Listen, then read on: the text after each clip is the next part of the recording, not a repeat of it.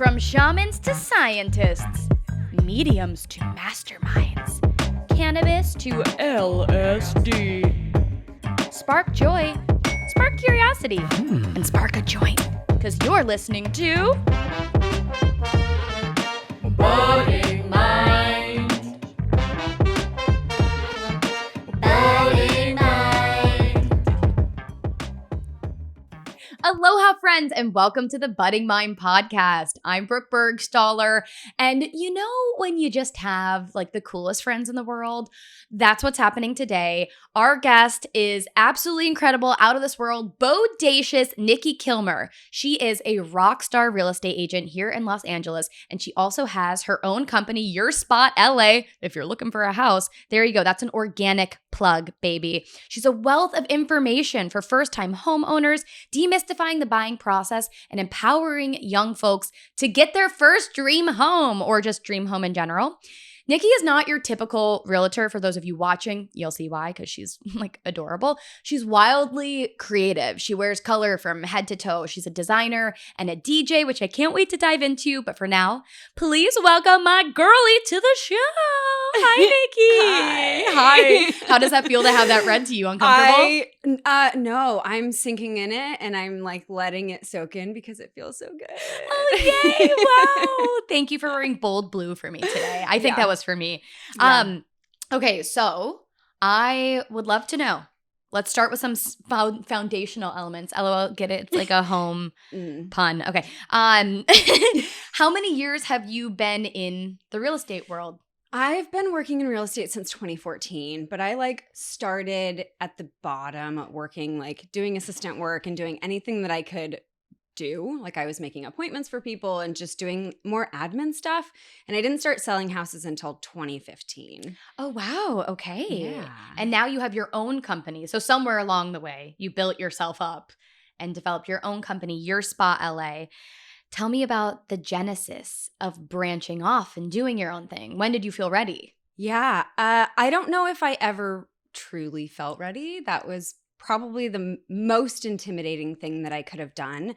But I had been working for this corporation and it was a great launching point. I got a huge amount of training and something that I probably couldn't have gotten anywhere else. And I was very appreciative of that. But I was looking for more. I wanted to do more and I wanted to express myself in a way and represent my clients in a way that I wasn't already. And that spark started to happen in like the end of 2018. And it took, a year plus to build up the guts and the savings to actually make that jump. And I made that jump in January of 2020. Ooh, that's still fresh, baby. Fresh. And also 3 months later, we went into something called a pandemic. Oh, right. Yeah. Okay, you're better with years than I am. Yeah. I'm like hardly following a timeline. Okay. Oh, Yeah. shit. Okay. That was it was scary to make that jump to start your own business and to work for yourself after my entire career having been a W-2 employee and making a paycheck and having health insurance and so much stability and security. And then to go from no health insurance and not making any money and like watching your savings slowly deplete. And then entering a pandemic when we weren't allowed to work. We weren't supposed to be showing homes and we were all like, we were restricted to doing anything. And so it was really challenging, but I'm very stubborn-headed and just committed in so many good ways that it pushed me through. And now we are in this place with Your Spot LA that it's something that I'm so proud of, and what we're building right now feels really good and authentic to me. And I'm very excited about it. I mean, you're a very authentic person, so I would think nothing less of a business that you've birthed into the world. But I want to dial back to the pandemic, because that's actually not something that I've thought about. Were people buying homes? Because everyone seemed to be fucking moving. So, oh my gosh. Well, I would say when March happened, everyone was in the same mindset of what the hell are we going through? What's going on? Like there was not very many people were making moves immediately. But when we started to realize that we had to work from home and we weren't seeing other people. We weren't going to public spaces. Anyone that was in an apartment or in a 1-bedroom house or in a smaller space, if you were working from home, everyone was thinking, when are we going to get out of this? And how am I going to work? Did they have kids? Did they have a partner? People who were in a partnership and a roommate situation, everyone was on Zoom and doing meetings. So where were we doing that? And that really drove people to move. And the interest rates were really low, and it just really made sense for people to buy at that time. And throughout the last few years, it's been the most crazy market that I've seen. Okay.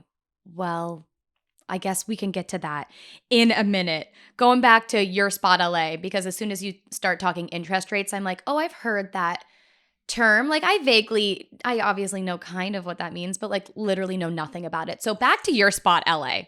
Okay. So we're out of the pandemic. You've built this incredible business. You've got a roster of clients. There's pros and cons. What are some of the main pros that you've felt, that you've experienced establishing your own real estate business? As a business owner in general, real estate or not, I think the biggest benefit is for someone like me. I've always worked in a corporation or worked for someone, and I've so driven and just dream really big that I get to a point where I don't feel like I can go any further without making a move to a different company or a different position or something.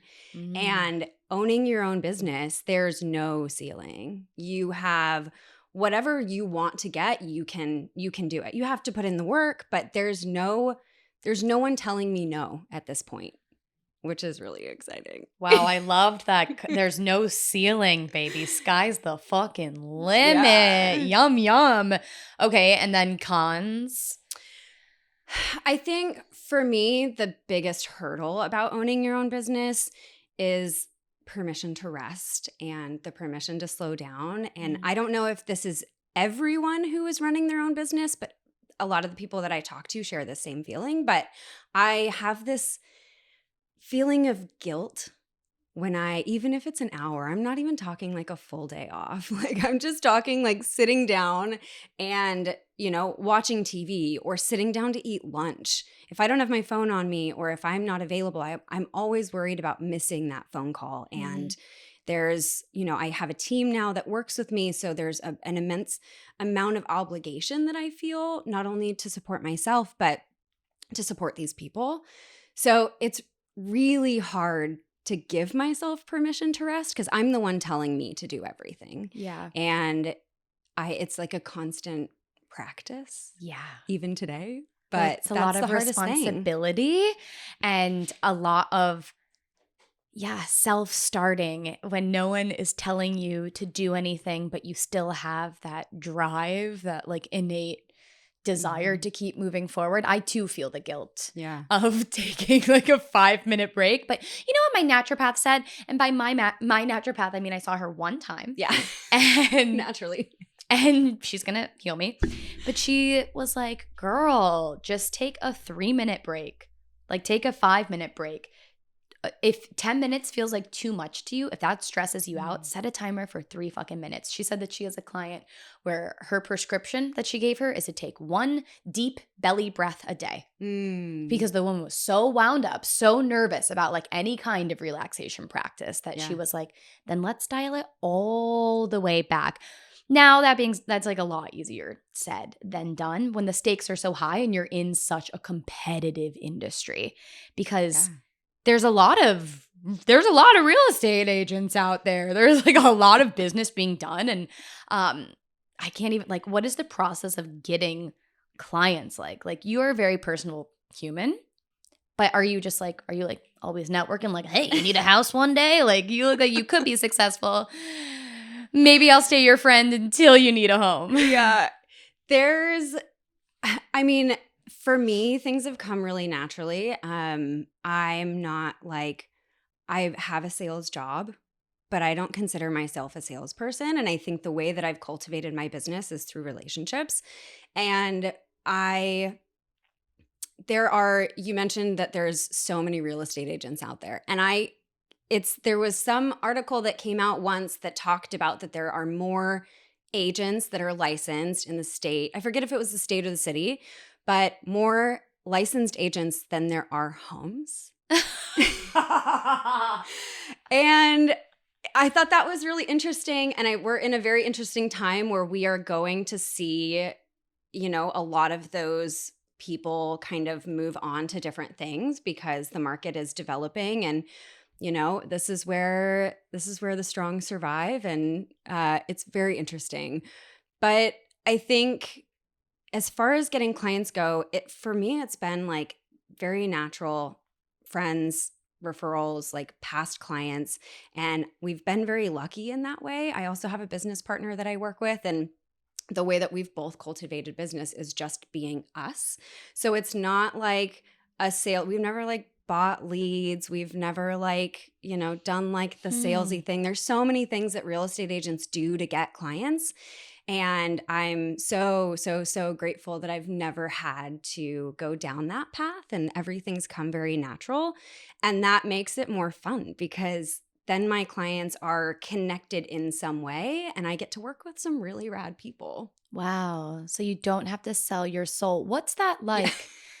What is that like? So you are so dialed and so organized and just like really have your shit together according to what I see at the very least. So in an entrepreneurial sense, what are like some rituals or practices or philosophies that you lean on that keep you like just so together?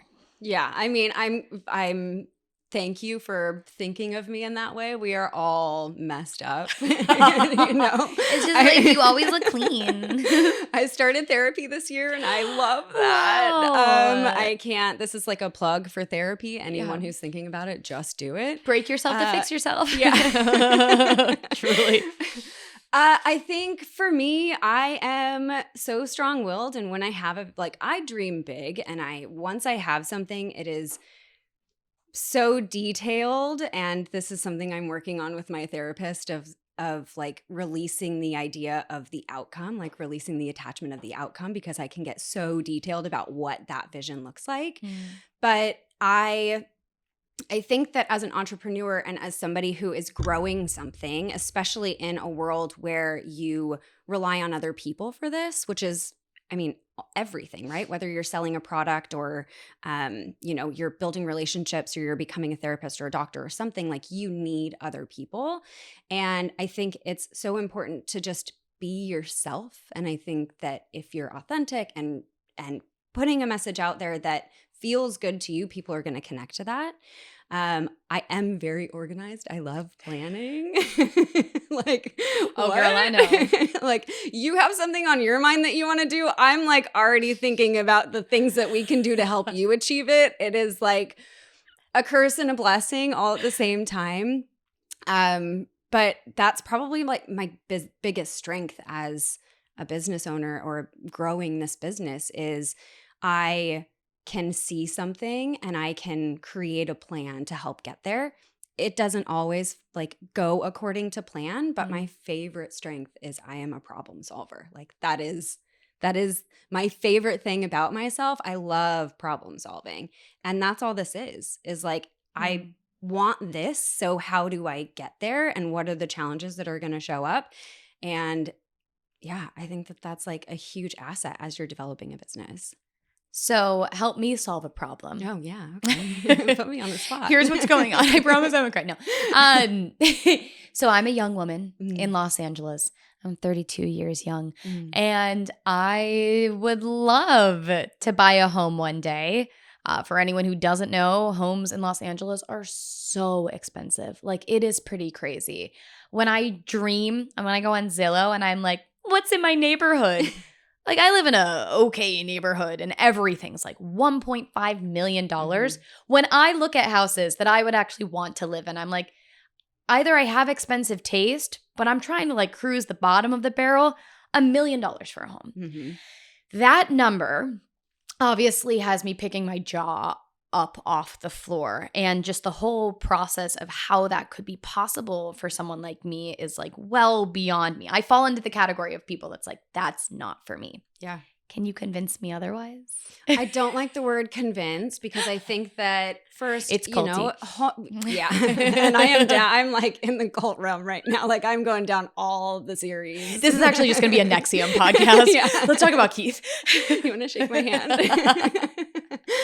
I don't like the word convince because I homeownership isn't necessarily for, or not everyone feels connected to that. That's not a goal for everybody. Mm-hmm. Mm-hmm. Right? So I don't think that I want to convince you, but what I can say is that when we look at wealth and family wealth and like what people have done to build their own personal wealth, there, of course, especially living in LA, there's so much money, right? And there's so much generational wealth. But most people don't grow their own wealth in that way. And most people grow it through real estate.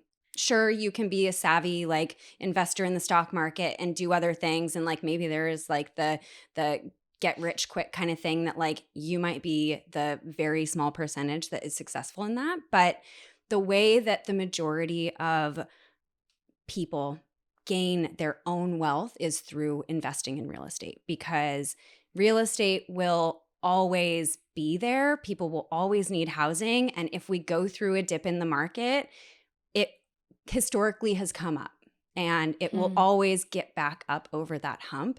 And it's probably the most secure investment that you can make in your life. And I hear you.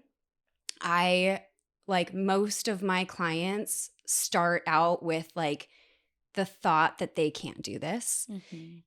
And what I would say to you is that it's possible. It may be a lot of fucking hard work and you're probably going to have to make some compromises in your life, but it will be worth it if that's a goal of yours. And like, I would say that just taking away the belief that it's not possible for you is the first step.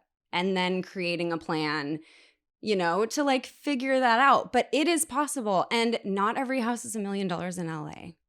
Okay, well, let's dive into that. I mean, altogether, it's very intimidating, right? Yeah. Like, I mean, I would even say, as you mentioned, there's a lot of wealth in LA, like familial wealth, that I'm like, wait, everyone's parents are rich? Mom, Dad, why'd you do me dirty like that? Okay. But it can be very intimidating and make me want to, and I think a lot of people like, just not even investigate into how it's possible. Just say like, it's too much information. It's too big. I can't climb that mountain. But one thing that you preach about, which is so cool and enlightening, is that there's homes that are less than you think in Los Angeles, and maybe you're not living like 5 blocks away from the beach. You might be living in Alhambra, but I actually have no idea if that's like a good or bad area. I don't know. Sorry, anyone who lives in Alhambra. Ugh, shit in your neighborhood. Just kidding. But you even posted a reel that was 5 spots in LA for under $750,000, and then you helped to kind of break down like, what are the steps, like how much money would someone need to put down in order to do that? So maybe you could just share with me a little bit of insight as to what you're seeing in the market, like the more affordable options, and what steps people are taking, like normal people are taking to buy these homes. Most of my clients are normal people. There's more of us out there. There's a lot more of us out there than the other people that we hear about. And also like a lot of the news that you're hearing is national news or like shock factor news and things like that. There was an article, or I don't know if most people even read the article, but there was like an Instagram post from the LA Times about the median or the amount of money you needed to make to buy a house in Los Angeles. Did you see that? I did, but I don't remember the details. The number was like somewhere near $250,000 you have to make. And I want to say that is not true. Most of my clients don't make that amount of money. And that's like shock factor. Like the details on that article were very, very, very slim. And they kept talking about LA City. And there was no number of what that median home price was that they were stating, which I'm assuming, I tried to dig into all the details that there was no sourcing or anything like that I could find, but Great journalism. Yeah, right. I mean, it's all about the Instagram post, as most of it is. No one reads the articles. Yeah. There are so many homes. Like, I could do the same thing for homes under $650,000. There are affordable options. You're going to make compromises, right? I think the buyers that put so much pressure on themselves to find their dream home or the perfect home, like, they're the ones that are going to struggle the most in that market, or in just the process in general, because your first home is not going to be your dream home unless you come from somewhere with money and you have this unlimited bank account. You're not going to get your perfect home. You're going to make compromises, whether it's in location, whether it's in the size, whether it's in the condition. You're going to be compromising on something, maybe a few things, but it's possible. And I would say that, if you are like 20 minutes outside of the city, like 20 to 15 minutes in any direction, you can find a house or a condo that is under $800,000. Wow, she's so wise. I'm honestly thinking about the first homes. Like, I moved around a lot growing up, and I'm thinking about the first home that we lived in. It was like, it was bad. It wasn't bad, but it was like not cute. My mom like got like jumped in the backyard once. So like, wow, maybe not a great neighborhood. Compromises. And you hopefully your life path enables you to continue to level up. I think just being in a city like Los Angeles, seeing all the glitz and the glamour and the wealth and the beautiful homes that we're surrounded by, it makes you think that that's maybe the only route or the only option. But wow, you're so smart. Wow, buy a first home and then you can keep trading in and trading up. And in Los Angeles, I mean, it is unlike any other market in the United States, right? Like, you can, my first house that I bought was in Arizona, and I had owned that house for a few years, and the appreciation on that was like so tiny. Owning that house for years, I made no money on it, right? And things have developed over the country over the last few years in general, but in Los Angeles, we are seeing appreciation. Pandemic aside, we're seeing appreciation greater than any other market. So if you can make those compromises and live a little further out, or buy a condo, or live in a 2-bedroom instead of a 3-bedroom, or whatever it is, or buy something that needs a little bit of work and fix it over time, that appreciation that you're going to get is going to be so much greater than any other state that we have right now. And like, if you can hold on to that and keep it as a rental property and take the equity you made and buy the next one, and now you have, you're like starting to build your own like investment portfolio, that's a massive like benefit for you and your financial ability in the future. Wow, you're so smart. Okay, speaking of… It's not as scary. It sounds scary. It's intimidating for sure. It's not as scary. I mean, even hearing you… So I'm not an idiot, but, you're helping me remember that I'm dumb. So you're not even you bringing up the words like equity. So maybe you can explain this to me a little bit better. So someone buys a home for $650,000. They get a loan from the bank, presumably. They put some money down, and then the loan from the bank is their mortgage? Yep. Okay. Great. Good Beautiful. Yeah. And then when they sell the home, the money that from what they bought the house to what they sell the house, is that the equity? That's that gap? Exactly. So and that's profit. That's pure profit in your bank account. Go buy a new home with it. Exactly. And your home is kind of like its own savings account. So it feels like you are taking all of this money and you've saved all this, and this is your nest egg, and then you like let go of it and your bank account is, a lot smaller, but that house is your bank account.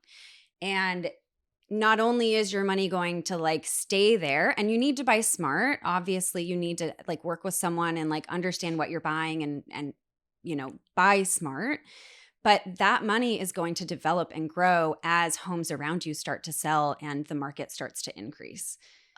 Brilliant. And from what you've seen your time in the Los Angeles area, are housing prices always on the climb here? Or do we have like dips and peaks and valleys and things like this? Yeah, that's a great question. In my career, we've been on an upward climb, Mm-hmm. and we are in this place right now. Yeah, tell me about right now. Yeah, so it's a very interesting time because interest rates were in the 2 and 3%, which were historically low. Like, people with cash were still getting loans, because even if they could have bought the home all cash, because their cash was making more money in the bank than they would have had to pay in interest. So during the pandemic, while we had these 2 and 3% interest rates, the market went wild because everyone was taking advantage of this, like, they would just call it free money. It's not obviously free, but like, that's what they were thinking of it as. And everyone saw the benefit in buying a house at that point. Right now, we have higher interest rates. We're, upwards of 6%. And people have removed themselves from the market, and they're waiting until interest rates go down. But what's happened is we have this slow in the market, and no one can predict. I mean, you could be the smartest economist or whatever. You can never really predict what's going to happen. Mm-hmm. But what we can say is that we are starting to see a slowdown, and we're starting to see homes not sell as fast and for as much money as they were before. But over the last 2 years, typical appreciation is around 6 to 7% year over year. Mm-hmm. During the pandemic, we were between 20 and 22%, which Holy is like shit. I mean, because of course I know that most homes were being bought well above the asking price. like $600,000 over asking. Wow. Yeah. And what makes people, this is more of like a psychological question, but like, what makes people not wait that out instead of saying like, I'll just wait to buy a home until I don't need to add $600,000 to this bill, just because people want a house? Yeah. It's, They want what they getting want. into the market and owning something instead of paying rent. I mean, a Yeah. lot of these people, I had a listing in Silver Lake, and we listed at mid 1.4s, and we sold over 2 million. And obviously that's like a bigger purchase price, but we had, I forget how many offers exactly, but we had between like 15 and 20 offers on that house, which was insane. Wow. And the reason that we had that huge, we see prices going drastically over asking, and we see so many offers on the properties because we don't have a ton of inventory. People aren't selling their house because they are nervous about going back into the market as a buyer. Mm-hmm. And it can be a scary thing to do that. But the benefit of owning a property, people saw that value, and interest rates were low. And so people just wanted to own something, especially if you're paying $5,000+ in rent in Los Angeles. You're paying $5,000 a month into someone else's mortgage who's making that equity and who is getting that appreciation. And you're throwing that money away. So getting into something in their mind was much more beneficial than waiting it out. And a lot of people, especially people right now, like, the idea of waiting something out is interesting because you can't really predict what's going to happen. I have clients from 2 or 3 years ago that were like, I'm going to wait because the market's going to crash. And they're kicking themselves in the ass right now, because if they bought 3 or 4 years ago, they probably could have sold their house and made so much equity and got their closer to their dream home at that point. And, that's why I tell people, like, there's buying a house, there's no like right time to buy. Everyone's like, when's the right time to buy a house? And it's a very personal question. Do you have the money? Do you have, are you in a stable job and have security in that realm? Is your credit score good? And especially in a market right now where we have interest rates that are a little higher and people are sitting on the sidelines waiting for interest rates to go down or the market to crash, there's less competition. And there are programs out there that allow you to negotiate your rate down and have the seller pay for it. So if we can get you an interest rate that's competitive with a year ago, then why not deal with less competition instead of waiting for your item to go on sale and go shopping when everyone else is shopping? I don't want to shop on Black Friday. I'd rather not deal with the crowd. You don't want a big screen TV for half the price? get punched in the face while you're trying to grab Yeah, it? that's exactly what's happening. Like people were like giving away like year supplies of ice creams in their offer. Like people were like ready to let go of their firstborn child. Like people were doing crazy things to get in. So I don't understand why this idea of waiting when there's less competition and you can actually gain some power as a buyer right now. And if we can like do things that like help you get to a point where your interest rate isn't crazy over, doesn't make sense to me. Like let's do it. And so obviously you're working in the LA area, and I know real estate is very specific to like where you're living, but from what you do know, is this same situation reflected in other states and other cities? This like increased interest rate situation? It's across the board. Yeah. I don't know like what the markets are doing in those areas. I have friends that are real estate agents in different states, and we're all kind of seeing the same thing. Like a lot of our buyers have, they're sitting it out at this point. They're taking a break. And, there's like seasonality in real estate sometimes, but in LA, we don't really deal with like a slowdown for season. We do see an increase during the spring because people are like trying to move their kids into schools and stuff, but we don't like usually see a slowdown too much in the winter time. This is the slowest that I've seen a lot of things in the market in my career. And I think it's the blend of interest rates increasing and just people are thinking that we're going to see a crazy crash. And everything that I'm reading and everything that I'm hearing is we're not expecting that. And if we are going to get a correction, which the correction is expected, we had a 20 to 22% increase every year for 2 years. We're expecting like maybe up to 10% of a correction. It's still not crash. Like we're not expecting to crash. It's not a crash. It's just like a. And the only reason we crashed in 2008 was because the mortgage industry was like handing loans out, like literally handing them out to anyone without any qualifying. They didn't even care what you did. You would tell them a number, they would believe you. They would totally believe you. Gone are the days. The good old days. Thanks, Elizabeth Warren and Dodd-Frank. So I'm not sure. Have you ever heard about, I think it was like Redfin maybe, was buying up a bunch of homes in a neighborhood, and then like just like there's big conglomerates, especially in major cities, where someone who does have the wealth and the knowledge will own multiple properties and then kind of start to like set prices for the market as a whole, which is kind of just a scary thing. So I don't know. I'm curious, in your opinion, what do you think about all that tomfoolery? Yeah, I mean, Zillow was doing that as well. Zillow was doing it. Redfin did have a program where they were going out and like buying sellers' homes for cash, where they like needed to sell faster, and it was less. It was shady? Definitely less shady than the Zillow situation. I mean, you can't blame these companies. They have so much information about what people are looking for and what their budgets are and all of this, what compromises they're willing to make. Like, well, and even like on a deeper back end level, like they're able to see what homes, or they have the resources to be able to see what homes are on the verge of foreclosure and taking advantage of that situation. And there's a way, I believe that there is a way that you can do good in that and like honorably, help in that situation. But I'm assuming that bigger companies are not. They weren't helping. They were like trying to commit an act of service. Yeah. So there's a lot of ways to be taken advantage of, in especially like with this amount of money. And there's not a lot of information out there or resources or people that are willing to share their time to help people in those situations. And so it is very easy to be stuck in a situation and just not know what is good or bad, or should I take this offer, or what does this look like? Yeah. Yeah.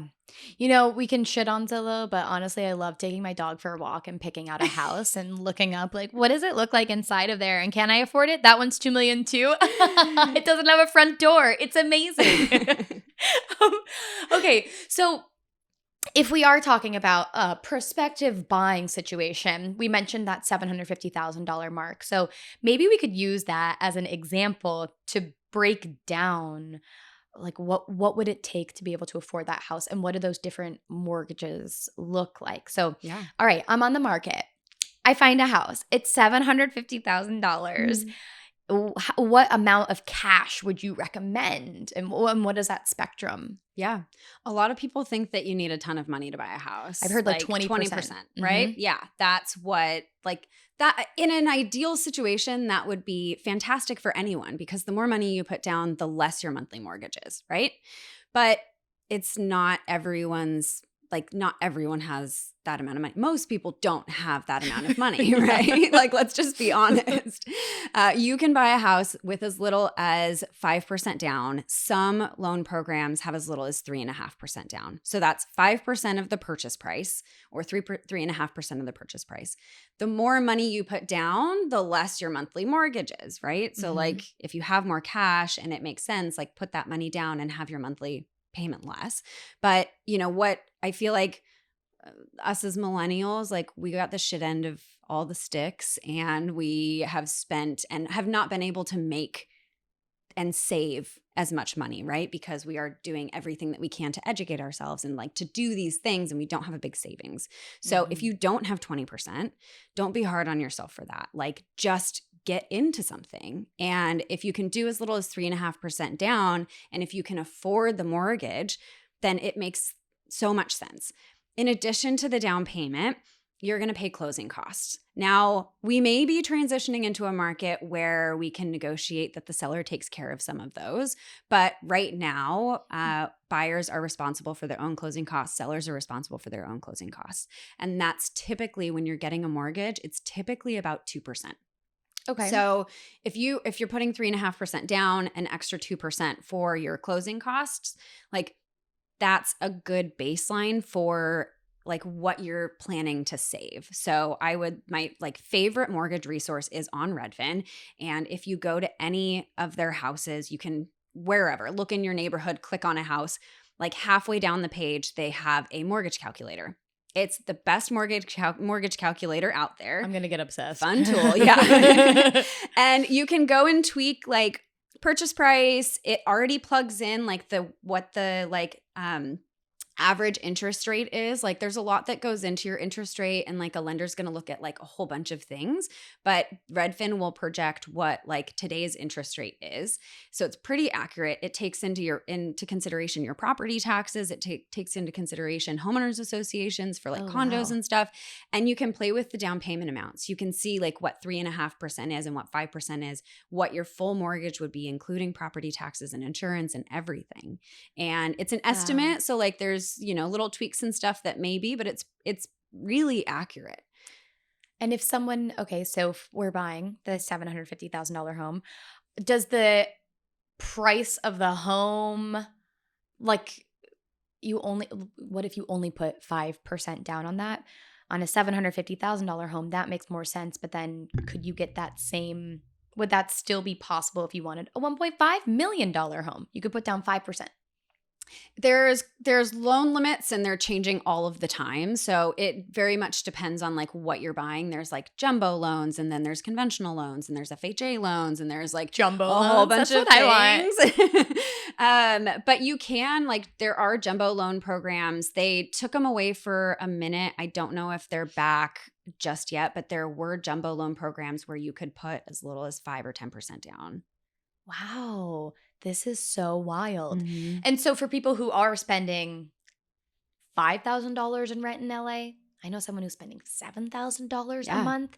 That money would 1,000% be better spent on a mortgage. For sure. That's, yeah. Yeah. Okay. And like my favorite thing, it's a little harder because there's a lot of little things that we have to look into and like filter through, but it's like the most beneficial thing for a first-time home buyer that not a lot of people think about is buying a duplex. And we have so many duplexes in LA. But I want a cute little craftsman home. Craftsmans are duplexes too. Okay, good point. Good point. Yeah. They often are. Yeah. There's so many neighborhoods that have like duplexes that are like cute little Spanish style homes, like tons of character and charm. And like a lot of our architecture was built in the 1920s, like before the 1960s. So there's tons of charm and stuff as long as they haven't been ripped out by our favorite flippers. But turning them into little square boxes. The gray ones. But with a duplex, you get in a lot of like neighborhoods, you can buy a duplex for like a comparable single family home, which is mind blowing. Sometimes you're going to compromise in condition or, location or something like that. Or there will be a tenant in one of the units that may be paying under market rent. But it's such a benefit because if you are looking in a neighborhood where the single family homes are $1 million on average, usually we can find a duplex that is around that price, maybe a little more. Or if it has a tenant that's already in place, maybe even a little bit less because they're compensating for that tenant who's paying under market value. And you're getting some help with your mortgage. So you're not taking that on completely by yourself. So when you say buy a duplex, you meant buy both sides, not like treat it like a townhouse. You only buy half. Oh, buy two sides, live in one, rent out the other. What? Yeah. I never looked at myself as a landlord, but here I come. Yeah. Oh, I love that. Okay, so you've given us lots of tips and tricks. I literally cannot wait to get on my phone to look on Reddit. I'm very excited to have that calculator, but beyond that little technical thing, what are some other tips or bits of advice that you would have for people to begin the process, or to begin not the process of like buying the home, but the process of thinking about buying a home? Exactly. Yeah. Like the couple years back. Yeah. The most important thing that I can't stress enough is finding people you trust. And you can be so early on in the experience. And if that's the case, like let's say that you don't even have a savings yet, you're in the very beginning stages of that, start following agents on Instagram. Watch how they communicate, watch how they represent themselves, watch how they represent their homes, and maybe start conversations with them. Like even, just be forward and say, I'm so far out from this, but I like what you're doing and I want to talk. And clients that come to me in that, I want to go out with you for coffee or a drink or a hot dog or something. Like, let's just hot dog. That is out of left field, girl. Walt's Bar is one of my favorite client meeting places. But like being at the front of that conversation with clients, I can help them avoid so much bullshit and get them to a point where they feel excited and empowered to start this process, even if it means going home that night and like writing down like how much you can save every month or something. But getting a relationship started with somebody that you trust from the beginning also allows you to, and I like to talk to my clients before they talk to a lender. A lot of people think that the first step is talking to a lender, because if you can't get a pre-approval first, then like why start the conversation with the real estate agent? But real estate agents have relationships with lenders that have great reputations, who can work fast, who like can open that door in relationship. And like we have a lot of funky, weird finance situations. Like people work for themselves and people have like these odd and end jobs, or like work in production companies where you're getting paid from like 7 different companies. I swear I'm good for it. Yeah. So like finding a lender that can work with that situation. And, a lot of the people that I work with, they want to talk to you also from that beginning stage, because they want to help you set up yourself as best as possible, not only because it's going to help you, but it's also going to help them give you the best loan possible. So like start your research with people. I always, this is like my favorite tip to sit when I'm talking to a client, is I encourage them to interview other agents. I know that like may be controversial for some real estate agents. You're like, that's how I get the job. Go talk to everyone else. You're gonna come back. Yeah, it's such a personal experience, and you are gonna go through so many emotions just from like the idea to the actual process. There's going to be so many feelings that you're going to feel. And if you don't trust the people that are working for you, then like we have to give you some like sometimes hard information and like bad news because we didn't get the house or something, and you have to have a relationship. So start early, like build that relationship, interview people, don't feel tied down to the first agent. And like I will encourage people, if they find someone else that feels good to them, like I want that for you. Like I want to know, tell me what I could do to be better next time, but also like I want you to have that, because that makes more sense than me trying to push you into something that you don't want, or like working with me or whatever. You're too good. You're really good. Again, like I moved around so much growing up, and I don't think my mom had to work closely. She was like the main person looking for homes for us, but she had to work closely with real estate agents, but I don't think I ever got the impression of that like connection. And that sounds so obvious of like I know myself, I'm gonna be crying the whole way. You're right. I need someone who's like not freaked out by that and can communicate to me all of like the complex nuances of this process, and to feel safe with, especially being a first-time home buyer, to feel safe to be a novice, right? And to be guided in that way. Another thing I'm curious about is, do you get dicked around a lot with clients? Because if you're talking about like just message an agent on Instagram, if that's happening to you, then you, I don't know, are you like sifting through people, or is that just part of the job? Like understanding that transmutation of like, this person was ready and now they're not, and this person wasn't ready and now they are, and just kind of like dealing with that ebb and flow. What's that like for you? And is that a reality?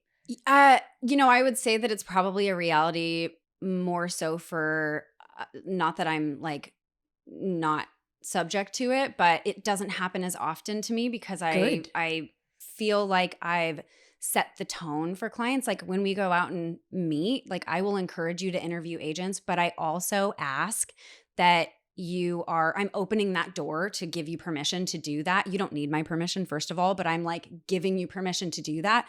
But I'm also asking in return that you keep me in the loop, because I put so much energy and effort into being involved in my client's search. There's so many tools that like clients can absolutely find their own house and call an agent and say, I want to write an offer. That is totally possible. It happens, but there's a relationship that I like to have with my clients that I think makes the process more successful faster. And I help my clients within the first few months find and close on a house, which a lot of people think it takes years to do.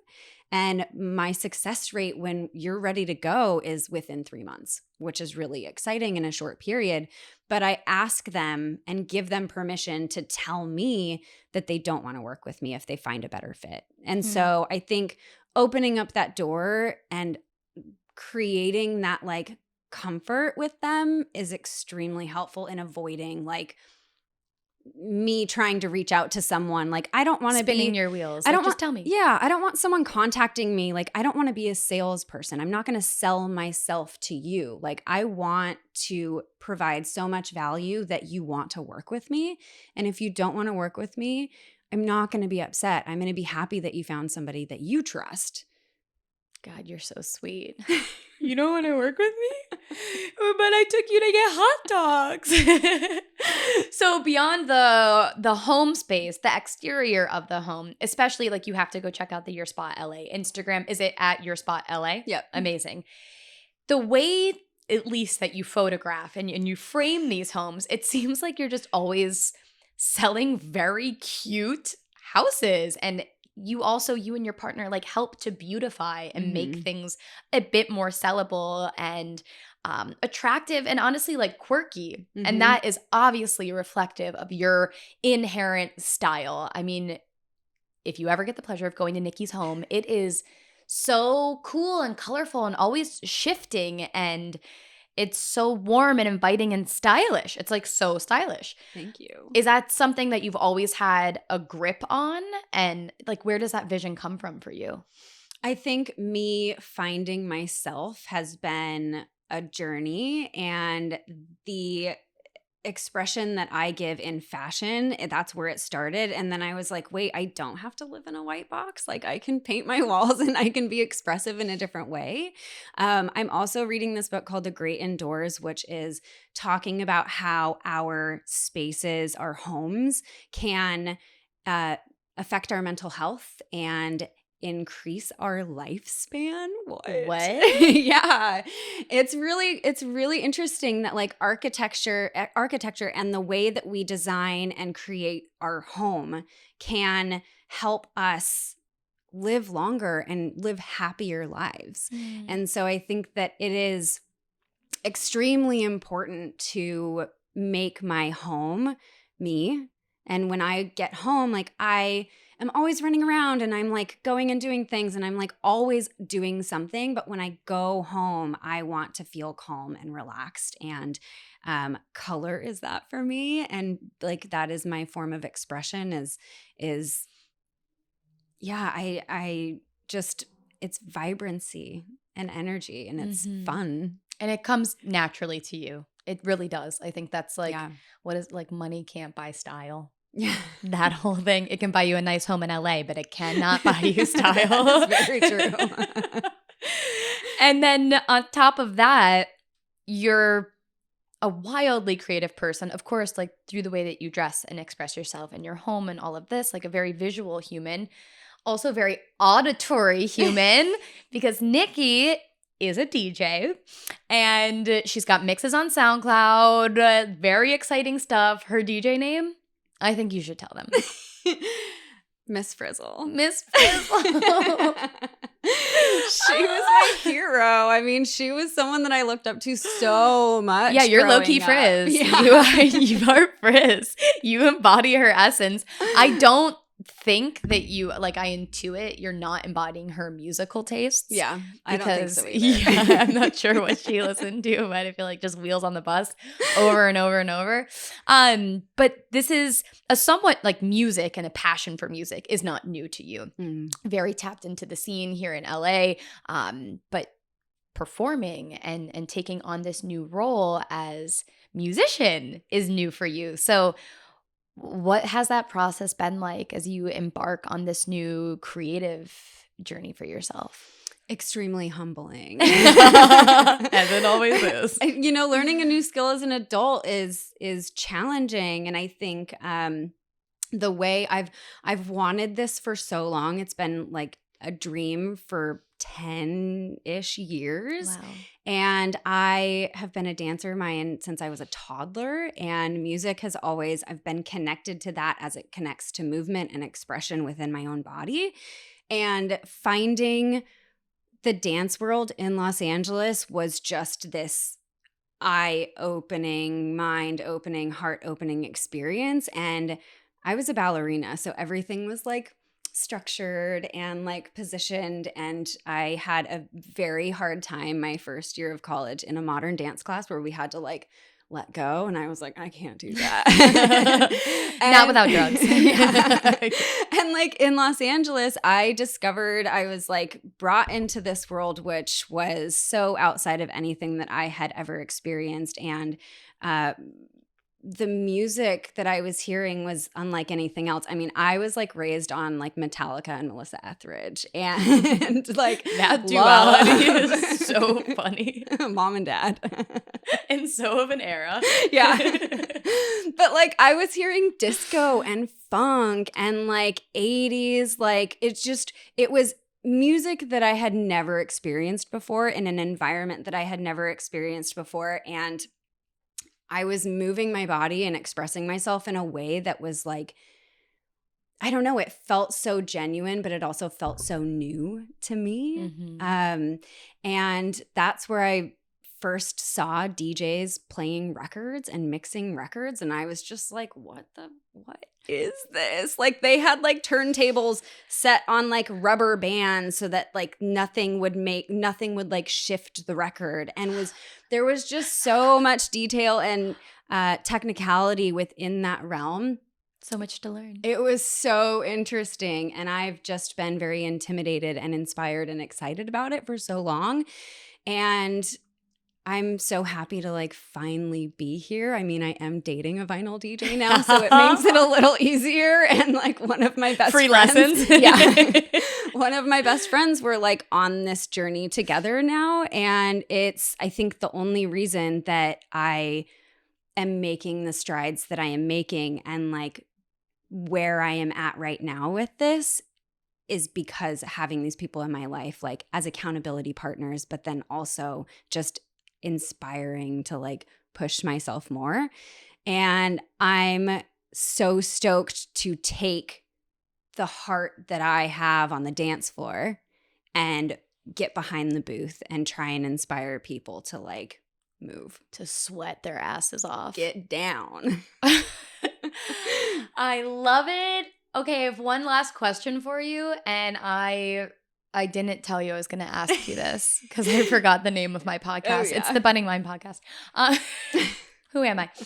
Okay, Where am I? so, baby girl, it can be a song, it can be a book, it can be a movie, something you're up to right now, something that inspires you, a recent trip that you took, literally anything, broad strokes, baby. What is something that has opened or changed your mind, that has made Nikki who she is, that you can share with us? It can be tangible or a philosophy.